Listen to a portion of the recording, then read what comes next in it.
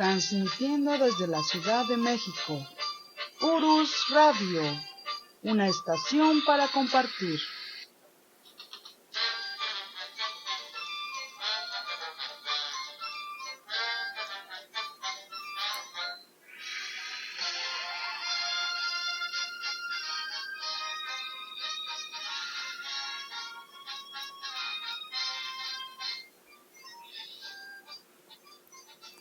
Hola, hola, ¿qué tal? Buenas noches. Estamos transmitiendo en vivo desde la cabina de Urus Radio en México, Distrito Federal, hoy lunes 27 de mayo de 2013. Y para todos aquellos que nos escuchan en el extranjero, un saludo especial y esperemos que les esté gustando la historia de nuestro país. Y para aquellos que es la primera vez que nos escuchan, los invitamos a bajar a sus computadoras, sus iPad, sus celulares, etcétera, nuestros programas anteriores que están ya en iTunes. Claro que me faltan algunos, pero pronto los subiré. Y pues ya está por aquí con nosotros el profesor Francisco Mendoza, así es que saludémoslo. Profesor, ¿cómo está usted? Buenas noches. Licenciada, ¿cómo está usted? Buenas noches y buenas noches a todas las personas que nos escuchan. Pues aquí estamos, profe, listos para escucharlo, pero antes tenemos algunos comentarios y algunas preguntas, así es que se las voy a leer. Adelante, licenciada, adelante. Mire, dice por acá, saludos al profesor Francisco. Gracias por compartirnos sus conocimientos sobre estos episodios de la historia de México. Su amigo y admirador, Carlos Serrano. Ay, doctor Serrano, ¿cómo está usted? Gracias de veras por escucharnos, por sus comentarios.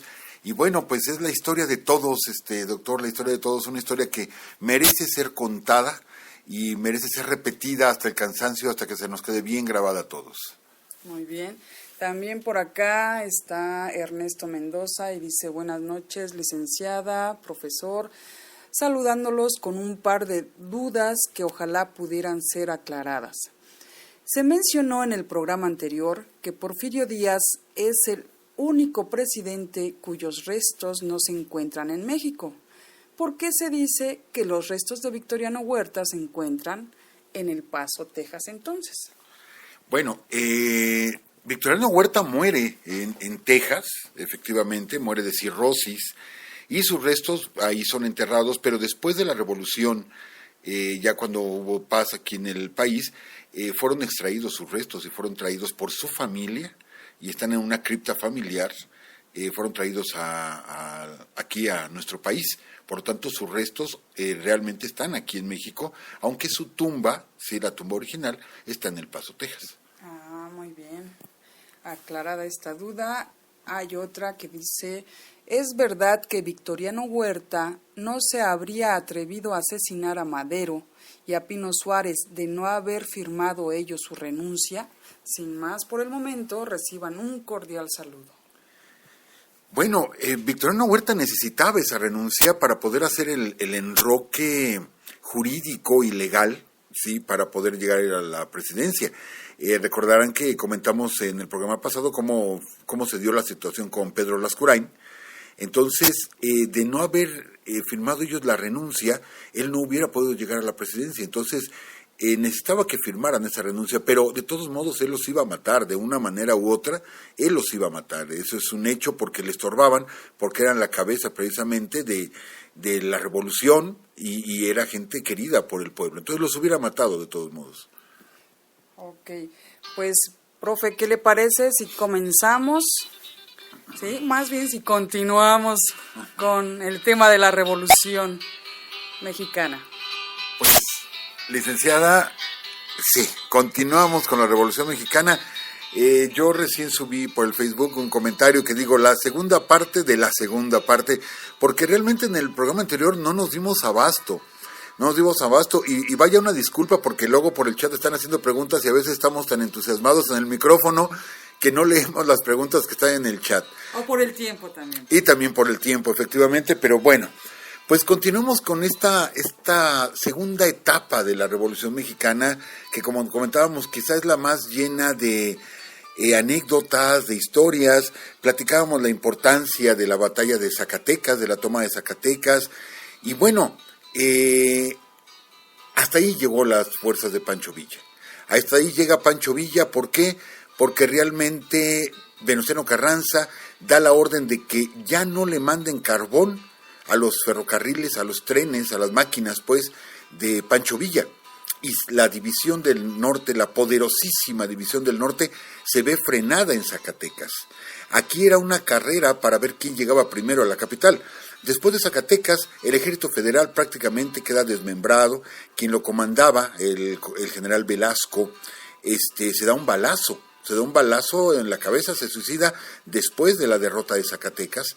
Y mientras, por el lado del Pacífico, las fuerzas de Obregón avanzaban también hacia la capital. Era una carrera, a ver quién llegaba primero a la Ciudad de México. Pues bien, llega primero Venustiano Carranza, porque detienen a la División del Norte, y es entonces que deciden las diferentes fuerzas del país organizarse y ver quién va a gobernar realmente el país, porque no estaban de acuerdo en que Venustiano Carranza, que realmente él era un porfirista, ¿sí? No estaban de acuerdo todos ellos en que él fuera el presidente, y deciden reunirse todos los generales revolucionarios, todas las fuerzas y sus representantes en la ciudad de Aguascalientes. Y ahí se hace la gran convención de Aguascalientes, donde se reúnen, pues les repito, la gente de Carranza, de Obregón, de Lucio Blanco, de Benjamín Argumedo, de Emiliano Zapata, en fin, se reúnen los grandes nombres de la revolución. Es más, Pancho Villa, y aquí empezamos con las anécdotas, licenciada, Pancho Villa manda un mensaje a la convención, porque no se podían poner de acuerdo en quién iba a gobernar el país, donde dice, miren, vamos a quitarnos de problemas, que nos fusilen a Carranza y a mí, ¿sí? Para que ninguno de los dos nos quieran colocar en la silla, y miren, se acaba el problema. Carranza mientras estaba aquí en la Ciudad de México, y es entonces que la convención se rompe. Se rompe porque los carrancistas deciden abandonar la convención al no lograr el objetivo de que se nombrara a Venustiano como presidente, y la convención, ya sin carrancistas, deciden nombrar a otro presidente, que en este caso fue el general Eulalio Gutiérrez. Pues bien, entonces las tropas de la convención avanzan hacia la Ciudad de México, y Venustiano Carranza tiene que salir inmediatamente y se va hacia el puerto de Veracruz. Todos estos datos son importantes por lo que vendrá después, licenciada. Sí. Villa entra a la Ciudad de México acompañado, ¿sí?, del general Emiliano Zapata, que es donde se encuentran las dos grandes fuerzas, el Ejército Libertador del Sur y la poderosa División del Norte. Se encuentran el día 4 de diciembre de 1914, hacen su entrada triunfal a la Ciudad de México. Un día antes, el día 3, se reúnen por primera vez Villa y Zapata. Ellos no se conocían, habían oído hablar uno del otro, pero realmente no se conocían, y se reúnen en las oficinas de lo que era el Palacio Municipal de la delegación Xochimilco, en aquel tiempo el pueblo de Xochimilco. Ahí es donde realmente se conocen Villa y Zapata, ¿sí? Y es donde se da aquella anécdota de tomarse una copa de coñac, precisamente Villa en honor de Zapata, porque lo hemos dicho muchas veces y mucha gente sigue creyendo que Pancho Villa era borracho, mujeriego y jugador, sí. Y no es cierto, él era totalmente abstemio. Pero bueno, hace poco comentábamos, ¿verdad?, que le gustaban los helados. Eso sí. Y la lectura de los clásicos. Pero bueno, el día 4 de diciembre entran, y es entonces donde se dan algunas de las fotos más famosas de la Revolución Mexicana. Aquella foto donde están en Palacio Nacional y donde Villa está sentado en la silla presidencial. La silla presidencial que era la de Porfirio Díaz, y que ahí se quedó y que la utilizó posteriormente Victoriano Huerta, la utilizó Carranza, ¿sí? Y cuando entraron a Palacio Nacional y estuvieron en la sala presidencial, le dice Villa a Zapata, mi general, siéntese usted. ¿Sí? Y todos entendemos esto como un juego de palabras que tenía un doble sentido. Ajá. Como diciendo, usted quédese como presidente, ¿sí? Entonces por eso le dice, mi general, siéntese usted, y agarra a Zapata y le dice, no, mi general, porque esta silla mata. ¿sí? ¿Por qué? Pues porque sabíamos lo que recién le había pasado al presidente Madero. Claro. Entonces, Zapata se niega a sentarse en la silla y Villa es el que se sienta. Y si usted recuerda la fotografía, está sentado Villa, a un lado está Eulalio Gutiérrez, el presidente, en el otro lado está Emiliano Zapata, siempre con una mirada escrutadora, siempre mirando hacia todas partes, cuidándose. Era muy cauto Emiliano Zapata, mientras que Villa, que tiene al presidente de la República nombrado por ellos, nombrado por la convención, sentado a un lado, más sin embargo él es el que está sentado en la silla presidencial, ¿sí? Y otra anécdota curiosa, que ellos salen al balcón desde donde actualmente se da el grito de independencia, salen al balcón a ver el desfile de las tropas villistas y zapatistas. Aproximadamente había alrededor de 40,000 más o menos villistas, que son los que entran a la Ciudad de México, porque varios se quedaron cuidando otras ciudades. El ejército villista era de aproximadamente 150,000 gentes en todo el país. Y desfilan frente al balcón presidencial, y ahí estaba Villa y Zapata y Eulalio Gutiérrez y varios generales. Y de pronto, bueno, empiezan a desfilar las tropas zapatistas. Entonces pasan y pasan y pasan, y parece que no tiene fin la tropa zapatista, y más o menos calculan primero que son como 10,000, luego como 20,000, y luego como 50,000, dicen, caramba, es mucha más gente que la División del Norte, y seguían pasando y pasando y pasando, y la anécdota nos dice que los zapatistas estaban desfilando en círculo para hacer ver a la gente que era muchísimo más el personal que tenían. Realmente eran alrededor de 20,000 zapatistas los que entraron a la Ciudad de México, pero daban la vuelta por la calle de atrás del Palacio Nacional y seguían vuelta y vuelta como si fuera un carrusel, y mientras la gente viéndolos desde el balcón presidencial, ¿no? Mientras tanto, Villa, bueno, se queda unos meses aquí en la Ciudad de México.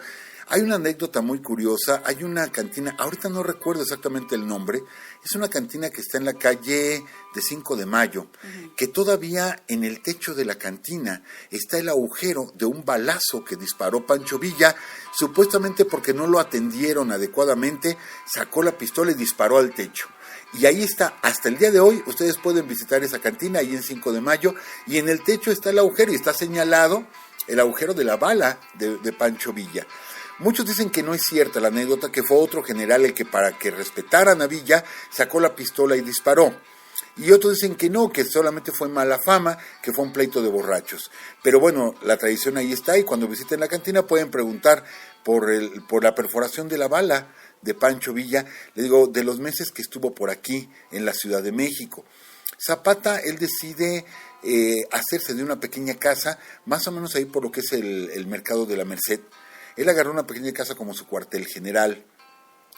Mientras, pues, se disponían a planear, ¿sí? A planear el ataque a las fuerzas de Venustiano Carranza, que estaba en el puerto de Veracruz. Y mientras tanto, Obregón, que había... al momento de que sale Carranza de la Ciudad de México con el gabinete y todo, él se va para Guadalajara y empieza a reorganizar a todo el ejército y empieza a avanzar hacia la Ciudad de México. Entonces Villa y Zapata se ponen de acuerdo. Villa iba a enfrentar a Obregón, ¿sí? Le iba a salir al frente, y Zapata iba a ir por Venustiano Carranza. Y ahí cambia la historia, licenciada, ahí cambia por completo la historia. ¿Por qué? Porque Zapata intenta tomar la ciudad de Puebla y no le es posible tomar Puebla, ¿sí? Le faltó armamento y no puede tomar Puebla, que era el camino hacia el puerto de Veracruz. Ya de ahí en adelante ya nada lo detenía hasta llegar donde estuviera Carranza, pero no puede, ¿sí? Mientras Villa se estaciona en Celaya y ahí enfrenta a las fuerzas de Álvaro Obregón, ¿sí? Y bueno, ahí se enfrenta con un Obregón muy audaz, sumamente audaz. De hecho, y aquí lo voy a explicar con un poquito de detalle, ¿qué es lo que pasa? ¿Qué es lo que pasa cuando los dos más poderosos ejércitos, ¿sí? El de Obregón, que era el del Pacífico, y el de Villa, se enfrentan? Ya era demasiada conocida la estrategia de Pancho Villa. Entonces Obregón, fíjese usted qué detalle, no manda a hacer trincheras para sus soldados, sino manda a hacer troneras. ¿Qué son las troneras?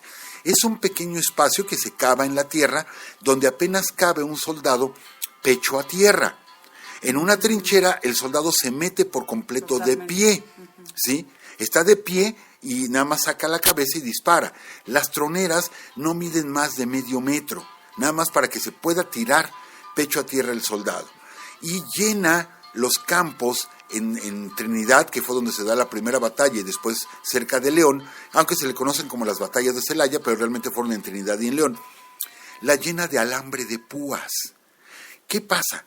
Que Villa, primero, el general Felipe Ángeles comienza el disparo de metralla, ¿sí? Cañonazo tras cañonazo para ir abriendo paso, y después Villa, desesperado por la lentitud y creyendo en el poderío de su división, lanza sus famosas cargas de caballería. Imagínese usted a 5, 6 mil, 7 mil jinetes al mismo tiempo arrancaban y no se detenían. O sea, la idea era no detenerse. Y veían caer a su compañero y ellos tenían que seguir con el galope del caballo. Pero mientras, los soldados de Obregón iban hacia atrás y dejaban las troneras desocupadas. Cuando los soldados villistas veían trincheras, las saltaban con el caballo. Las troneras no se veían, licenciada. Y empiezan a caer, y a caer, y a caer, y a lastimarse los caballos, y a enredarse en los alambres de púas, ¿sí? Una tras otra carga de caballería, que era lo más fuerte del ejército villista, y no pueden pasar. Obregón hizo una batalla totalmente defensiva. Nunca salió a buscar a Villa. Él solamente se parapetó cerca de Celaya y ahí aguantó las cargas villistas. Es entonces que es derrotado Pancho Villa. La división del norte se desangra, se vuelven a organizar y ahora atacan cerca de la ciudad de León, donde igual Obregón se había parapetado, ¿sí? Y de nuevo son frenados. Y de ahí la división del norte, lo poco que quedaba en esas batallas, más o menos estuvieron alrededor de 80,000 villistas, se vio mermado hasta 30,000 villistas nada más. Se van hacia la ciudad de Aguascalientes, ¿sí? Empiezan a emigrar hacia el norte, comienza la deserción, de tal forma que cuando Villa llega al norte del país, ya llega con alrededor de entre 5 y 8,000 hombres. De aquellos 80,000, le quedan entre 5 y 8,000 hombres únicamente. Entonces se da la deserción, se da la derrota, el desánimo. Zapata pedía el auxilio de Villa, que Villa regresara y lo ayudara a tomar Puebla, pero sabe de las derrotas de Villa y lo que hace Zapata es irse hacia el sur y deja el camino libre para que regrese a la Ciudad de México Venustiano Carranza. Y aquí, licenciada, entra una de las grandes maniobras políticas de Venustiano Carranza, pero al mismo tiempo, quizá para algunos de nosotros, una de las grandes traiciones, ¿sí?, de Venustiano Carranza. Cuando Carranza regresa a la Ciudad de México, Villa está huyendo hacia el norte, Zapata hacia el sur y Obregón trayendo toda su fuerza a la capital. Los Estados Unidos, que es nuestra frontera, 2,000 kilómetros de frontera, un país tan poderoso, no reconocen a nadie como cabeza de México. Desde la Convención de Aguascalientes no había presidente, desde que se va Huerta no había presidente. Entonces se sucede uno tras otro, fue Eulalio Gutiérrez, fue Roque González Garza, en fin, que no se sabía quién era el presidente de la República. Muchos, los norteamericanos, a raíz de la fama de Pancho Villa, decían, no, pues Pancho Villa debe ser la cabeza, todos los tratos hagámoslo con Villa, ¿sí? Otros más, no, que con Zapata, no, que realmente no se sabía.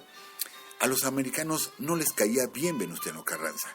Entonces, siempre como que le hicieron el favor a Villa. Villa les compraba mucho armamento, se los cambiaba por cabezas de ganado, por barras de plata, etcétera. ¿Qué pasa? Y esto ya es un hecho histórico. Hace 10 años, licenciada, esto todavía estaba oculto, aunque ya lo comentábamos, muchos apasionados a la historia, lo comentábamos, pero no había pruebas de ello así fidedignas. Ahorita, desde hace 10 años, ya están las pruebas, licenciada. Un telegrama que cambia la historia de México. El telegrama Zimmermann. Sí. Este telegrama tiene el nombre del embajador alemán en la Ciudad de México, von Zimmermann, donde este telegrama le dice el Kaiser de Alemania que, ubiquémonos, estaban en plena guerra mundial. ¿Sí? Estamos hablando de 1916. Estaban en plena guerra mundial. ¿Sí? Ellos mandan un telegrama dirigido a Venustiano Carranza, donde le dicen que si él les permite el desembarco de tropas alemanas en puertos mexicanos, desde Veracruz hasta Tampico, ellos se comprometen, ¿sí?, a defender a México, o a atacar a los Estados Unidos y no permitir que los americanos se metan con México, y que los alemanes entrarían por el sur de los Estados Unidos, por toda la frontera con Texas, y que se comprometían los alemanes a regresarnos el territorio de Texas y el territorio de la Alta California. El telegrama no menciona ni Nuevo México ni menciona Arizona, pero sí menciona la Alta California y Texas. Entonces, ¿qué hizo Carranza? Carranza bien pudo haberles dicho a los alemanes, ¿saben qué? Que no me interesa. O bien pudo haber dicho, sí, sí me interesa, vengan y regresen a los territorios que nos robaron hace 60 años, ¿sí? Que todavía en ese tiempo había muchos sobrevivientes de la guerra del 47. Bueno, no, lo que hace Carranza es filtrar el telegrama a la embajada americana y con este mensaje, ¿sí? O me reconocen como presidente o yo dejo que entren las tropas alemanas a México. Sí. Los americanos que no querían una guerra en su territorio, ¿sí? Agarran y reconocen a Carranza como presidente. La maniobra fue estupenda de Carranza, pero quizá haya sido hasta una traición al país, ¿sí? Pues bien, Carranza queda reconocido y aquí se desata la furia, la verdadera furia, ¿sí? De Pancho Villa. Pancho Villa lo que hace en venganza es meterse a territorio norteamericano y atacar algunas poblaciones, la más famosa Columbus, ¿sí? Pero atacó otra que se llama Palomas, etcétera. Se mete alrededor de 300 kilómetros dentro del territorio norteamericano en Nuevo México y les hace ahí mata a mucha gente, soldados, no se metió con los civiles. ¿Cuál era la idea de esto? Muchos dicen era la venganza, el coraje que tenía Pancho Villa, porque habían reconocido a Carranza como presidente, pero otros dicen que era para provocar el disgusto de los americanos con Venustiano Carranza. El chiste es que aquí se viene otra página, no nos imaginábamos lo que iba a pasar, no se imaginaban que iba a pasar, y se organiza la expedición punitiva, ¿sí? Esto es, fuerzas norteamericanas que entraron a nuestro territorio en búsqueda de Pancho Villa. Uno de ellos, curiosamente la historia después lo haría famosísimo, George S. Patton, que era teniente en ese tiempo en la expedición punitiva, y Patton después fue quien comandó el tercer ejército norteamericano en la Segunda Guerra Mundial, sí, uno de los generales más famosos de la Segunda Guerra Mundial. Bueno, pues él anduvo buscando a Villa. Villa en una balacera que tuvo es herido en una pierna y se esconde en una cueva. La cueva se le conoce como la cueva de Coscomate, ¿sí? En la sierra. Lo buscaron los norteamericanos hasta con aeroplanos, anduvieron buscando a Villa y hay un telegrama, una comunicación entre ellos porque se dividieron en varios grupos donde le mandan decir al coronel Pershing, que era el encargado de la expedición punitiva, dice, con la novedad de que Pancho Villa no se encuentra en ninguna parte y está en todas. ¿Por qué? Porque se les escapaba de todas partes. Y porque en todas partes decían, ahí está Villa, pero realmente nunca lo pudieron agarrar a Pancho Villa, con todos esos aeroplanos de los norteamericanos nunca pudieron. ¿Qué pasaba mientras con Zapata? Zapata se aísla en la sierra, tiene control sobre gran parte todavía de su territorio, pero decide reorganizarse porque sabe que ya no va a contar con las fuerzas de Pancho Villa. ¿Por qué? Porque Pancho Villa está muy mermado. Lo mismo Zapata es mermado después de las batallas de Puebla. Entonces se aísla en la sierra, y mientras Carranza, para darle legalidad a su gabinete, llama, ¿sí?, para crear una nueva constitución, la Constitución de 1917. Cabe mencionar, dentro de las anécdotas, que en la batalla de Celaya, el general Obregón, ¿sí?, en un disparo de cañón, cae un cañonazo cerca de donde él está, mata a algunos de sus compañeros y a él le vuela un brazo. Sale un brazo, le arranca el brazo el cañonazo, él se levanta y cuando se ve sin su brazo, saca su pistola y se quiere dar un balazo, pero él pierde el brazo derecho y él era diestro, entonces no puede apretar bien la pistola con el brazo izquierdo, con la mano izquierda. Sus generales le quitan el arma, le salvan la vida, ¿sí? Pero el brazo de Obregón ahí se quedó y lo tuvimos aquí en San Ángel, donde años después moriría. Lo tuvimos ahí metido en formol o algo así durante muchísimos años. Todavía hasta hace unos años todavía estaba allí el brazo de Obregón, ¿sí? Pues bien, llegamos entonces a 1917, la Constitución, ¿sí? 5 de febrero. Parecía que todo pues ya se había calmado, se había tranquilizado. Villa sí atacando algunas poblaciones en el norte del país, ya más como un guerrillero. Zapata haciendo exactamente lo mismo, la guerrilla en las sierras del sur, entre Guerrero y el estado de Morelos. Parecía que todo estaba como volviendo a la calma, licenciada. Y es de lo que vamos a hablar en nuestra última etapa en el programa posterior. Todavía no terminamos pero bueno, le aviso. Sí. Después de 1917, todas las cabezas de la Revolución Mexicana, todos mueren asesinados. Villa, Zapata, Carranza, Obregón, todos mueren asesinados. ¿Sí? De esto platicaremos, de la muerte de todas estas personalidades, platicaremos en el capítulo siguiente, y solamente nos resta de esta segunda parte de la Revolución, sí, hacer la mención de que hay un gran acervo tanto filmográfico, así como fotográfico. Vale la pena consultar el archivo Casasola. El archivo Casasola se encuentra en la ciudad de Pachuca, y ahí puede uno visitarlo, consultarlo y ver las miles de fotografías que hay sobre la Revolución Mexicana. Ya había llegado la cámara fotográfica, ya había llegado la cámara de cine, por lo que tenemos imágenes reales de Villa, imágenes reales de Zapata, y es más, ya existía el fonógrafo.